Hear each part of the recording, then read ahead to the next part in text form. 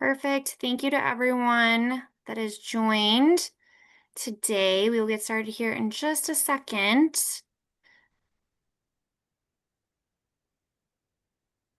All right. Well, welcome to the September meeting for the Rural HPV Vaccination Learning Community on behalf of the American Cancer Society and the National HPV Vaccination Roundtable. I want to thank you for taking time out of your busy schedules to join us today, whether that's live or via recording in the future.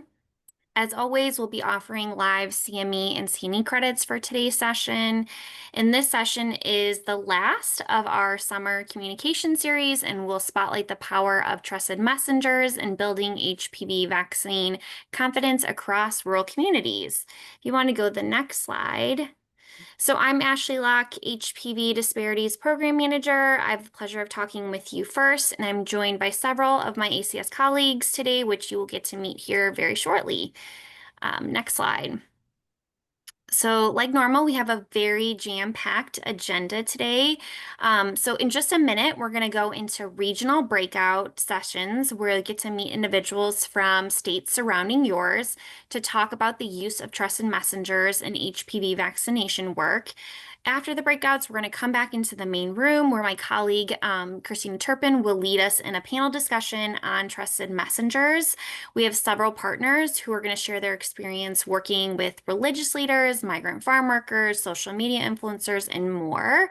I do want to share just a couple of quick reminders. So all of our rural HPV vaccination learning community sessions are recorded and posted to a public-facing website. So please turn off your camera if you don't want your image recorded. This session is certified for live CME and CNE credits, and we've added a link into the chat detailing out information for today's session. So I do want to note one disclosure to share. Dr. Gabriel Benavides does receive consulting fees from Moderna for participation in their advisory board. We ask all participants to stay muted until our panel discussion. However, the Zoom chat is open for questions and support. Next slide. So just for today's session, we're going to be focused on the following learning objective, which is to discuss evidence-based communication strategies to effectively discuss the HPV vaccine with different audiences, including parents, adolescents, and healthcare professionals. Next slide. So before heading into the regional breakouts, we would love to hear how you have partnered with trusted messengers or which trusted messengers you are working with. So there's a list here you should see in the poll. Feel free to select as many as you'd like. And if you do select other, please feel free to write in. We would love to capture that and be able to look at it after the fact. So.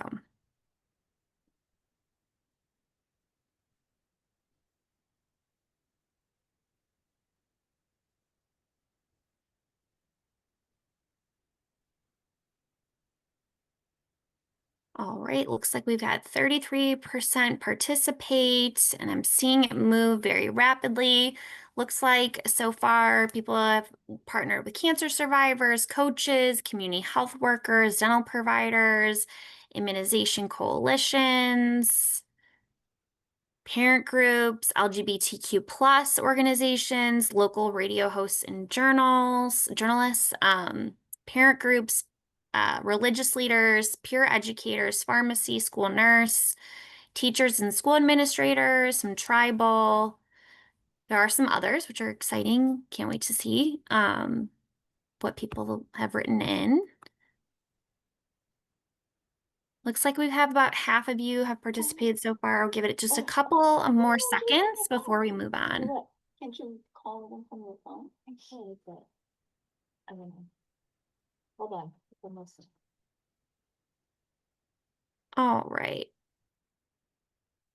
Just a couple more seconds. All right, I'll go ahead and end the poll. And I'll share the results so you guys can all see. But thank you for everyone that did participate in the poll and share about what trusted messengers you have engaged. So thank you. If you want to go to the next slide, Hannah. So I'm now happy to introduce our breakout leads for today's regional discussions. If you want to go to the next slide.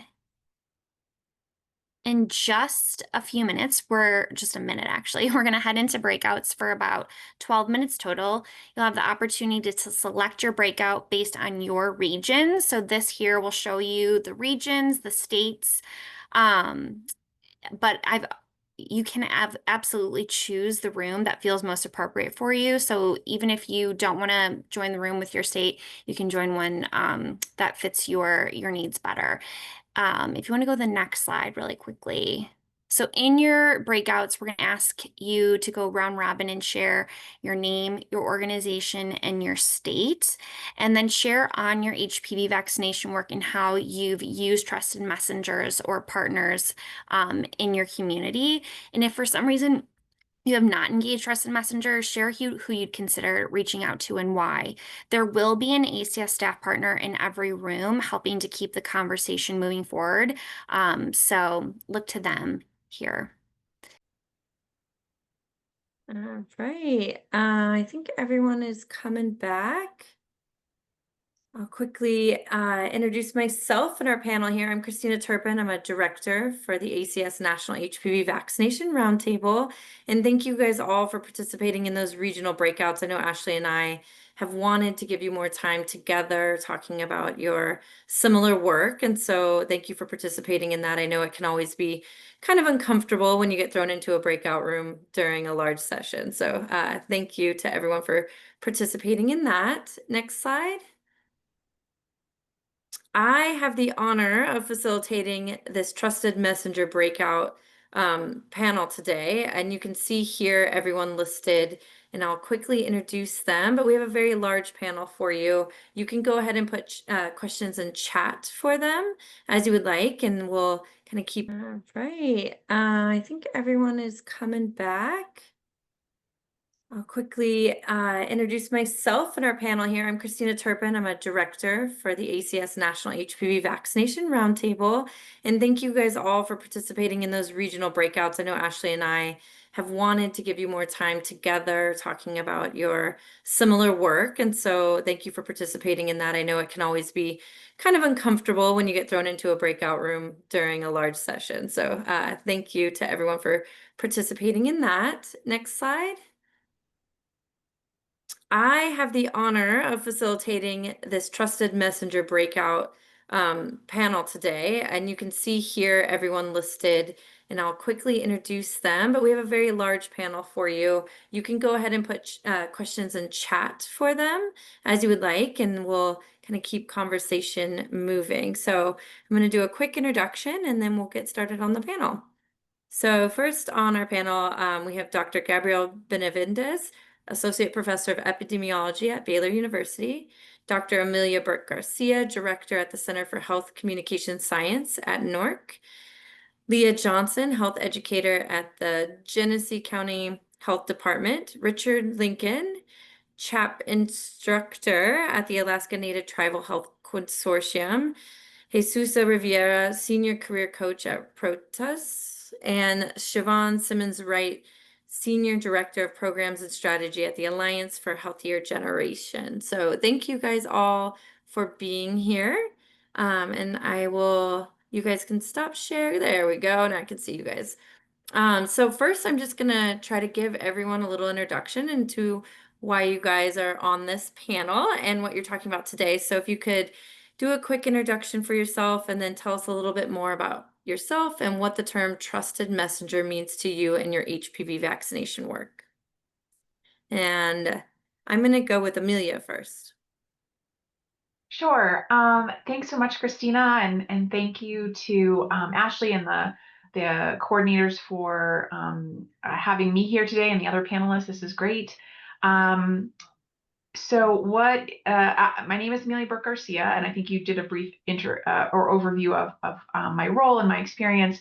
Um, I am a health communicator. I have over 20 years of experience. I have worked in vaccine communication for most of my career, not just on HPV. I directed CDC's National Influenza Vaccination Campaign for many years. I also led digital strategy for their lifespan contracts, so working on pediatric, adolescent, and adult. I also just completed an evaluation earlier this year of CDC's adult immunization program. So I've been able to wear a lot of different types of hats on a lot of different types of immunization topics. But I will say a big focus of my work and my research has been on social media influencers as trusted messengers and opinion leaders for health behavior change, and I have a portfolio of research that has looked at social media influencers in terms of vaccine communication and addressing vaccine hesitancy. What I think, so I think that's what I'm here today. That's what the perspective I bring to this panel. What I consider a trusted messenger, the way I think about it is it's all about the relationship. And so I think it's about people, whether it's we spend time with them, they have similar lived experience, but I don't know that necessarily translates always to having to have known them in person, right? I think digital spaces have removed barriers of time and space. And so I think this opens up the opportunity for us to connect with other people whom are, if we're like-minded or we have similar interests, or, and they may not necessarily be in our physical geographic space. But it is about the relationship and building relationship and the trust between a messenger and the community that messenger is part of. And so for me, a lot of my work happens to take the live in the space of digital and social media and working with these creators or these influencers. But I think that that can translate to any number of potential types of messengers too. So I'll end there and turn it back to you, Christina. Thanks so much. Thanks, Amelia. Rich? Hello, my name is Richard Lincoln. I'm a community health practitioner and as well as a CHAP community healthy program training center instructor. I've traveled to 43 village clinics within the state of Alaska that are only accessible by plane. And for me, my definition of a trust messenger, especially within Alaska or the Alaska Tribal Health System, are community health aides, pediatricians, immunization coordinators, and especially with the work that I do think community health aides are trust messengers because they are actively giving patient education or not just HPV vaccinations, but other vaccinations as well. Great. Thanks, Rich. Siobhan? Yes, so Siobhan Simmons-Wright, Senior Director of Programs with the Alliance for a Healthier Generation, and I lead our vaccine project work, place-based work here in North Carolina and also in Kentucky. And but we also have a national reach that we are able to connect with schools and families. And we also have an actual website where we are being able to disseminate information. But our main focus, is thinking about how we bridge the connection between the schools and the health systems to ensure that every young person is healthy and ready to succeed.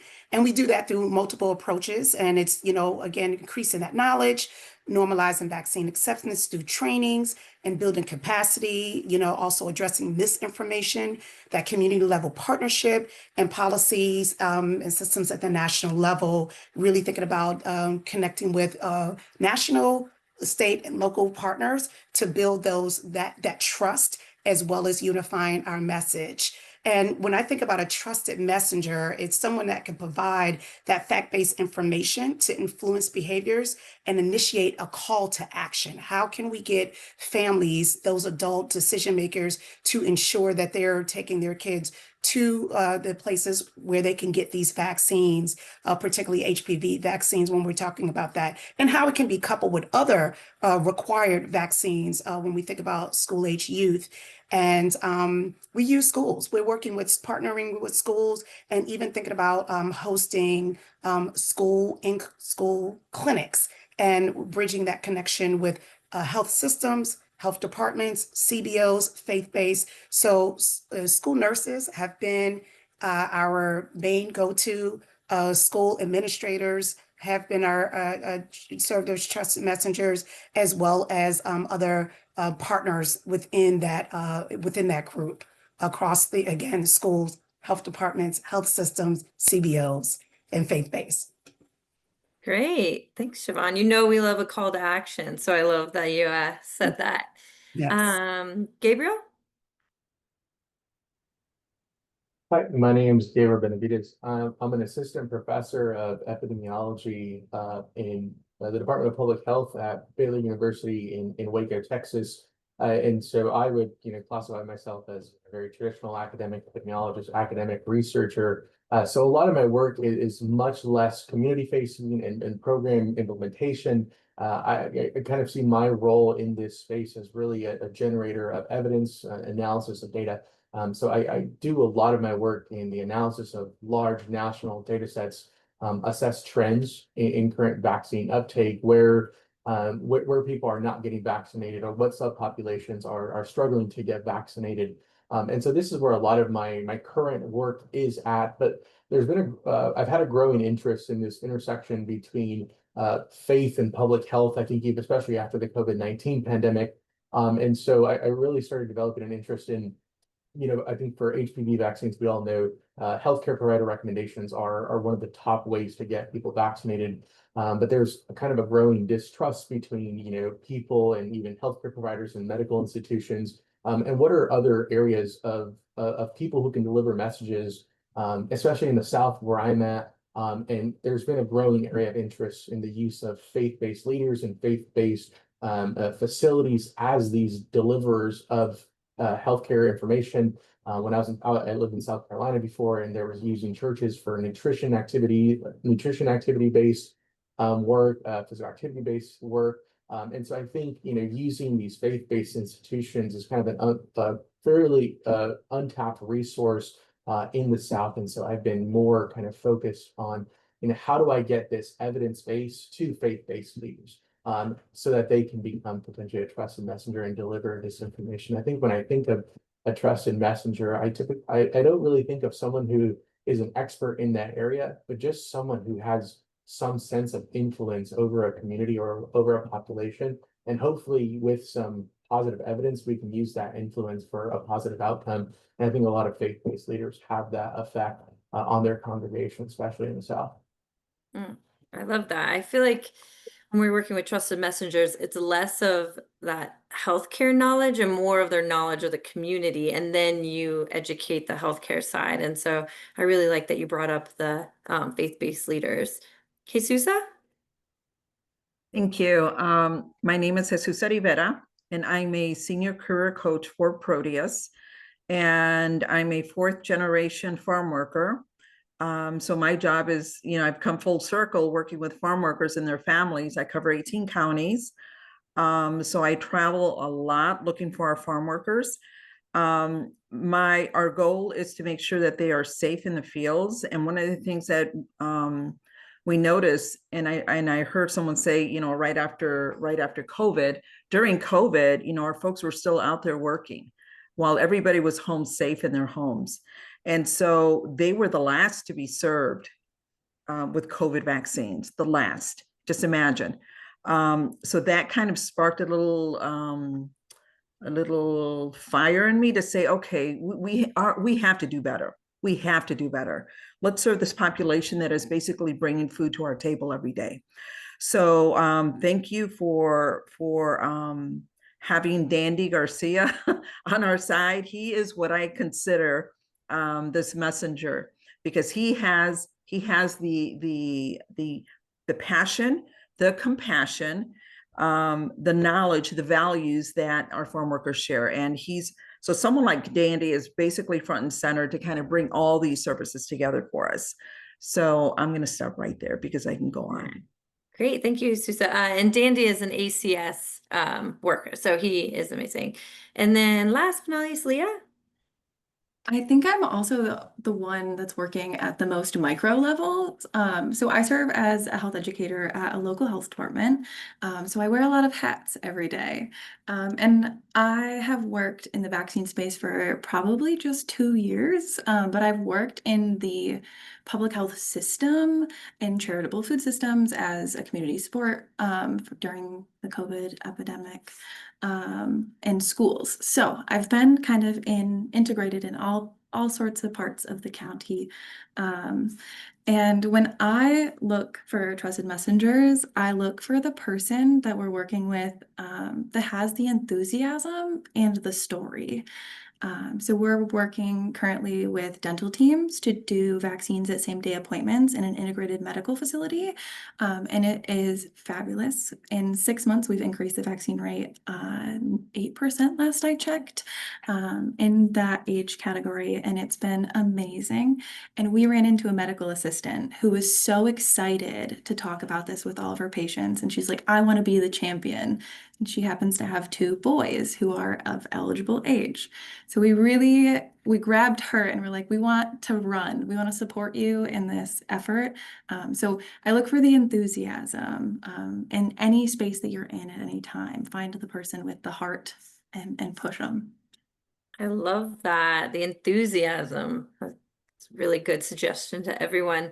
So now we're going to dive into some more questions. If you want to answer, just come off mute. I won't ask around, but if you have something for that question, feel free to chime in. Our first question we did get in chat, though, is for Siobhan. Who are your key contacts or advocates within your school-based work? Oh, thank you for that question. So we work through the district at the district level first, connecting with the school health advisory councils, and then from there, which is usually the director of student services, the director of school health services, depending on the district, and then also from there we start to think about what's happening within the school, and then start to branch and build and bridge outside of the school, thinking about that 25-mile radius of who else is working on vaccine confidence, access, as well as uptake. So really bringing all of those necessary people to the table and thinking about how we can unify our messaging, our plan of action, strategies to increase vaccine confidence, as well as that and closing the gap on access. When you're working in rural communities, transportation is a huge barrier, and sometimes even clinical hours or hospital hours or even private provider hours is a barrier when you have working with families that have families that are working, children are in schools or summer camp. So we really think about how we can close the gap on ensuring that kids are getting vaccinated, and then thinking about how we can group all of vaccinations together, but educate families on that. Again, the adult decision makers, such as the parents, families, caregivers, so they can make that informed decision to take action. But really thinking about starting at the school level, district level, connecting out into the actual schools and bridging out into the communities so that we're all on the same page and moving in the same direction. Great. The next question we have is around dental. What resources information was most beneficial to engage dental providers as messengers? And then kind of added onto that is, in our rural area, most dentists are independent business owners and not part of a larger system. Have you worked with FQHC dental clinics to bring this medical message? So 2 questions: what most beneficial resources information to engage them, and then have you worked with FQHC dental clinics? So I guess I can take that one. So we've worked at all levels with dental teams here in Genesee County. So we've reached out to individual practices because we have our more rural areas. We're kind of unique. We've got a big city center, and then we've got our rural surroundings. We have it's structured like an FQHC, but it's not. It's an integrated dental medical home. The best resource we had was us. Once we got in the door, we were just incredibly persistent with education and messaging. We provided education at every level. So we started with the board. We educated the board, gave them our ask, and then asked them for access to their dental team and to give them education, to present our case, to ask them for their buy-in. And then we worked our way down the chain. So we started with the dental team, then our dental hygienist, and then we got the whole team together, did one more round of education, and then provided them a script on how they can present the information. We did some role play and gave some talking points. And then our individual owned, we reached out directly to the dentist. So we walked in the door, we did some shoe leather public health, we walked in the door, asked for the best person to contact. And every time we got, well, the dentist is gonna have to answer that question because they're the owner, they make the big decisions. And we started with a small ask of can you put it on your questionnaire when you're doing and entering a new patient? Can you at least do like a question on there? Have you received the HPV vaccine? Do you understand its connection to cancer, oropharyngeal, oral cancers? And most of them were okay with that. So they added it to their intake forms. And then when they do cancer screenings, they bring up the HPV is one of the #1 causes of oropharyngeal cancers, especially in men.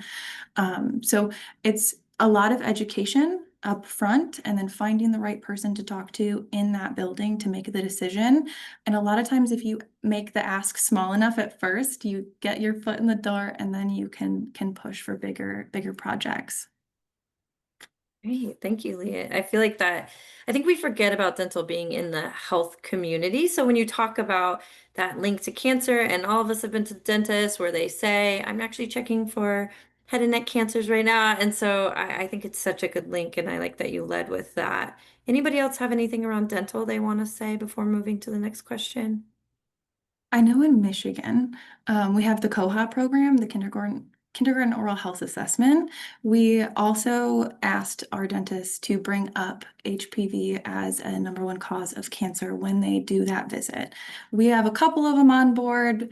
Some of them are very conservative and don't want to bring that up so early. So there's a gentle subject, but that's another place you can bring it up in that education piece. Okay. Anyone else with dental? Moving to the next one. All right. So Leah kind of talked about this, to go into the grassroots, walking in the door, talking to people. How do you guys go about identifying individuals or groups that are trusted by the communities you serve? So kind of bring yourself back to your early days of finding those messengers. And then what are some characteristics you look for? We've heard enthusiasm and stories, but what are some other characteristics you look for? I would say common goals. When we think about children and we think about children and youth, because sometimes the teenagers don't want to be called children. So children and youth, we think about how, like, where do we find them? Where they're learning, they're in these learning institutions, such as schools or out of school time. So really meeting them where they are and also inviting them to be a part of the actual conversation. So as we're building these groups and we're thinking about and talking about changing and creating healthier lifestyles, why not bring them into the actual group, engage them, help to increase their knowledge, their awareness about it, so that they can either translate back to their families, bring their families into the conversation. And we also think about multiple ways that we can connect through back to school events, ask a health professional forums that we host at schools, which is combined with other school related events, athletic nights, things of that nature, but really thinking about identifying those key people that are in the schools and in the communities and using the school as a hub so that families, when they're coming to the school, again, decreasing that gap with the access point where they're coming to the schools, they not only get vaccine information, but other health related information that really gives them, increases their knowledge, but also gives, again, that call to action, how I can go get those well child checks, get vaccinated, eye, dental, a behavioral, mental, all those different resources that are available either at the school or they can connect with folks from the community to identify what is available to them. So conducting those we call them asset mapping, identifying the common goal of the people that are working in the schools and within the community to bring them to the table and not excluding those students, bring them to this table as well. Hey, thank you, I'll Siobhan. have to piggyback on that. You sound like a former organizer girl. Because that's basically what you do. You think of people that are honest, that are reliable, that have the ability to relate, that have empathy and that are good listeners. Those are the people that you want to bring together. And in my sense, it's not necessarily knowing about farm workers, but just having those qualities. Having those qualities would be up front and center. I love that. Good listeners. I feel like that is a soft skill that people often forget about. Anyone else? I want to remind folks that we have a lot of stay-at-home moms who are spending a lot of time on social media. So I want to bring in a piece of the social media aspect. I ran across a very close friend of mine who was existing in one of these online spaces, and there was a lot of misinformation being shared. So I was bound and determined to figure out how I could get information that is good science-based information into these groups. So I found a mom, and I reached out to her directly. She is a member of one of the local co-ops. So if you search around in your communities for local co-ops or homeschooling groups, a lot of them will get together in social situations outside of it. For example, we have like a walking club. So in our community, there's a trail and the moms get together and they have a walking trail. So one of our moms has my cell phone number and she will text me if anyone says anything that she needs an answer to. And I am just there as a resource and educational tool for her. And then she is our champion, both for vaccine and just general misinformation, because those folks trust her. And that was just a conversation we had really informally. I reached out to her on my personal Facebook, so she knew I was a person first, and said, hey, are you interested in having a coffee? And then we can have a conversation about what resources that the county can do, because we also distribute pack and plays and other things like that that may be helpful to your mom. So can we have a cup of coffee and have a conversation? And she was very receptive to that. There are times of tension when topics come up where I will step away and because she also has her opinions and beliefs. So we maintain a really like informal relationship where she knows that I'm just a trusted messenger that will respect her boundaries and the boundaries of the group. And then I send her on the way with alternative resources for her moms. Great. That's really good to add. And I did want to also introduce Giovanni Brown has joined us as well. She's a CHAP instructor at the Alaska Native Tribal Health Consortium and is currently doing village work. So I think she was a little late arrival due to that, but just wanted to introduce you. Anybody else, anything you want to add on kind of those characteristics, or how did you identify a trusted messenger? I just wanted to build on what Leah just shared about sort of the influencers in digital spaces. So I think if you're working with influencers, right, that sort of have this as like a primary job or whatever, have large followings, um, looking for prioritizing not just reach, but like how are they engaging with their community? Are they responding to comments? Like looking for those signals that they're actually not just posting content out there and then there's no real relationship with their followers. But what I liked about what Leah shared is that influencers in digital spaces come in all shapes and sizes. And a lot of the work I've done have been with sort of everyday influencers, not sort of the big ones, because I do believe that that's where you have they might have smaller followings, but they have really close relationships. And giving them the right tools and information to be able to have the conversations that they want to have in the ways that they feel most comfortable, and leveraging them as the experts in those environments and in those conversations. I think those are just really important, like lessons, but also things to look for. And again, just not discounting somebody because they might not have a big reach. They could actually be quite helpful and persuasive to folks who trust and listen to them. That's a great point, Amelia. Thank you. Anyone else on that? Oh, Gabriel, I think you are muted. Yeah, I can't hear you.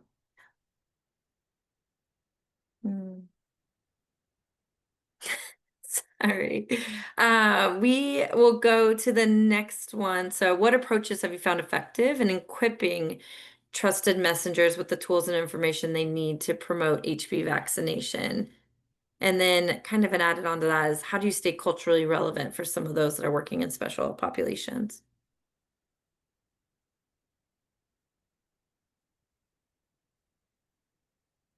Oh, I think Giovanni, I think you can go ahead. Yeah. Okay, sorry, I missed the audio and um technology check. So can everybody hear me okay? Yeah. Hear you, see Okay. you. Looks great. Okay, nice. So my name is Giovanni Brown. I am a community health practitioner and I currently work with Richard with ENTHC's chat program. So primarily what we get to do is work with people from rural parts of Alaska and a lot of people like Leah, what you were mentioning with the mom, that happened a lot during the pandemic where people were reaching out to social media for information rather than the clinic because, you know, out of fear, people were trying to get information because they weren't really getting it as fast as they wanted to or felt like they needed to. So they were looking for outside sources. So one of the things that Richard and I had talked about was just what I was hearing around the table was just going from looking at the data to connecting with the person. So seeing what they already know about um, the facts and information out there, what is combating the factual information and where can we meet them at instead of, you know, kind of pushing because as we know, once we start to push our information, they don't listen to anything else. So just realizing and trying to understand where the connection can be made. I love that. That connection and connecting with the person. I feel like we talk about that so often that when we're looking at data, like those are people. And I think you're kind of bringing that story around. Anyone else? Um, I'll lean in and just talk about some of the things that we've done with the school communities and directly with those families. We had a chance to talk to families, survey families during these school community events, and what we realize is, and this is their words, is we don't know enough about the vaccines, and we don't even have enough time when we go to the clinic or to our providers, well child checks, to ask questions. So, you know, that's their hesitation. So again, really thinking about how we can combine the information that's coming down from the national, state levels, really simplifying it, and then also making sure we're translating it as well. In addition to that, what we also did just in these communities is we hosted this Ask a Health Professional forum, and it was at the actual school in the evening. A meal was provided by Child Nutrition. So we not only help families to have a place that was comfortable, they could bring their kids on the actual tables. We had pre-post questions that were developed in conjunction with those we call the childhood vaccine partners, as well as these families, just to think about how we can jumpstart the conversation. So people are not just sitting there looking and trying to figure out what questions to ask.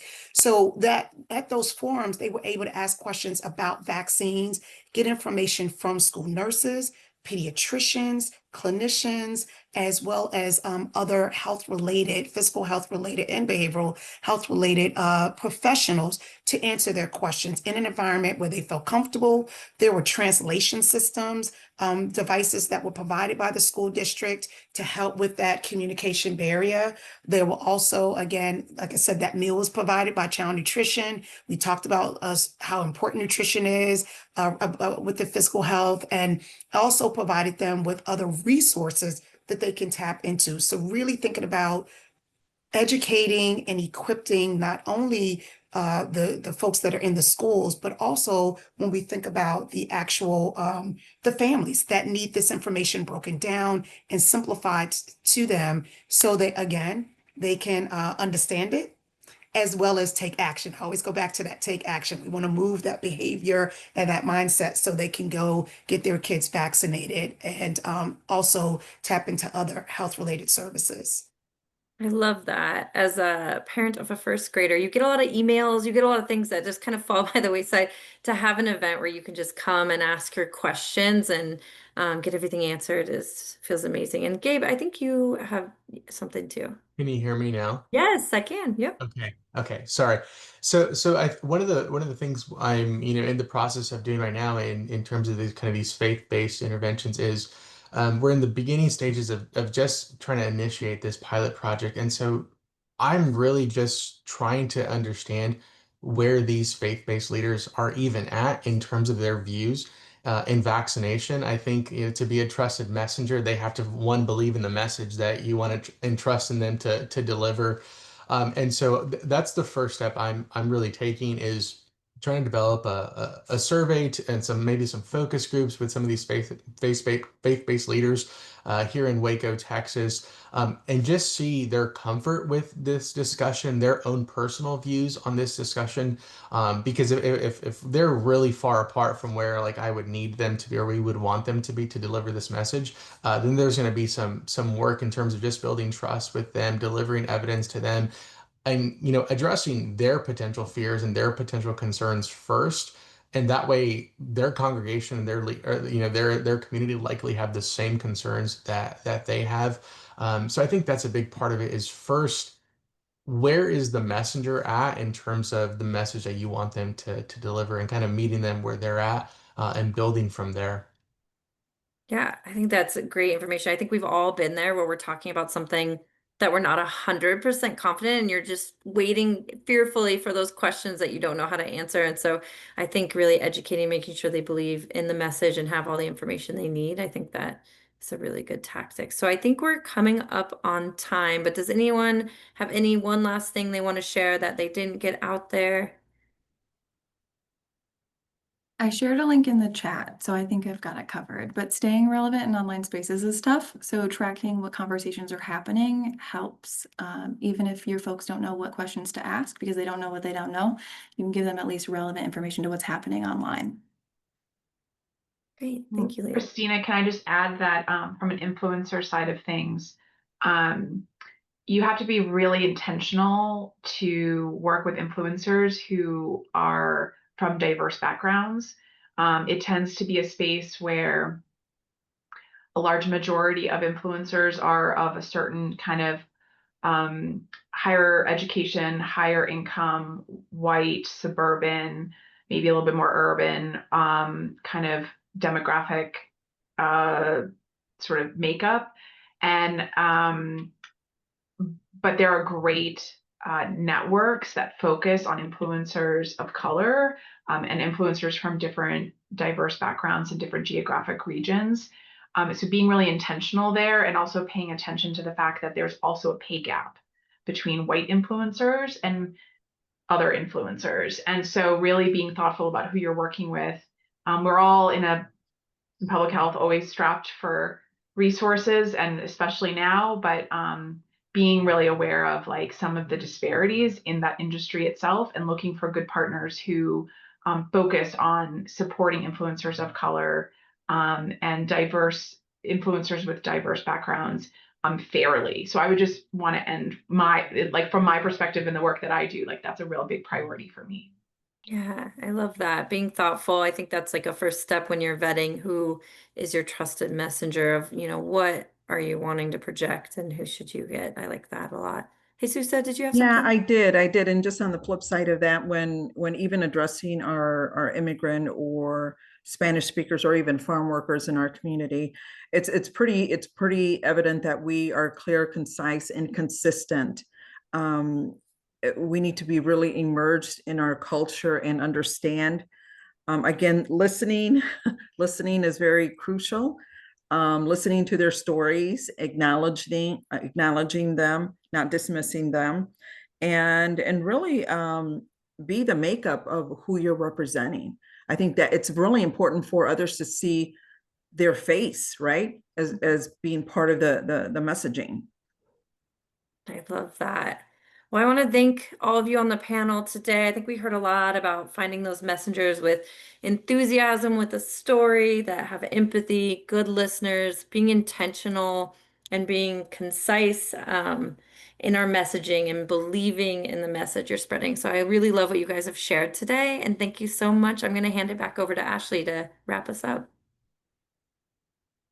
Oh, perfect. Thank you so much. That was such a great panel. There's so much conversation happening in the chat, so many links being dropped. Please don't worry. I will make sure that all of this gets into the resource roundup as well. I will help to make all the connections that people are asking for. I have everyone's contact information and happy to do that. So we are going to end this session here today. So let's go ahead and take a minute to do a quick poll. I am going to ask that we launch it. Hang on 1 second here. I'm going to get that launched so you guys can do the poll really quick, but please let us know what you learned today and what information was new to you as well. Would love to hear if you've been using our social media toolkit. My colleague Kayla Monselice spent a lot of time getting this toolkit ready for you all, and so we would love to hear just how you're utilizing it and which version you're using as well. So there's an English and a Spanish available for both of you. I'll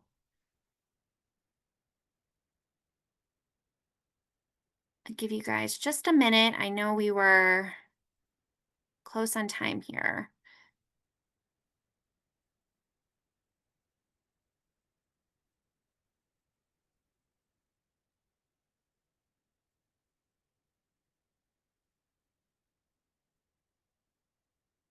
All right. While you guys continue to take the poll, just want to make sure you know we have an external facing website built just for all of you. It's the Rural HPV Vaccination Learning Community landing page. It's your go-to hub for everything we've shared throughout all of our sessions, both today, previous 2024 and beyond. So you'll be able to access the recording and the slide deck from today's session, as well as any previous ones. And my colleague Tina is going to drop a link in the chat. So if you haven't bookmarked it yet, now's a great time to do that. It's a resource you'll want to come back to again and again. If we want to go to the next slide. As I had shared, there were tons of links shared in the chat today, so I'll make sure to get them into our comprehensive resource roundup, especially over summer. We really have put together some great resources from each of the sessions in July, August, and now in September.